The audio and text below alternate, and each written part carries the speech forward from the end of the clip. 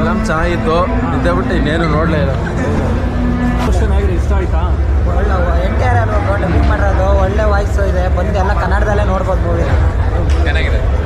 Okay bro, ಇವತ್ತು ಎರಡು ಖುಷಿಯಾದ ವಿಚಾರ ಹೇಳಿ ಬ್ರೋ. ಒಂದು ದೇವರ ರಿಲೀಸ್ ಆಗಿದ್ದಾರೆ, ಇನ್ನೊಂದು ನಮ್ಮ ಬಾಸ್ ದೇವರು ರಿಲೀಸ್ ಆಗ್ತಿದ್ದಾರೆ. ಜೈ ಡಿ ಬಾಸ್.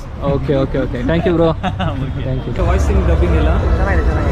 ಸಬ್ ಮೂವಿ ಏನೂ ಇಲ್ಲ, ಹೇಗಿದೆ? ತುಂಬ ಚೆನ್ನಾಗಿದೆ, ಬಂದು ಎಲ್ಲ.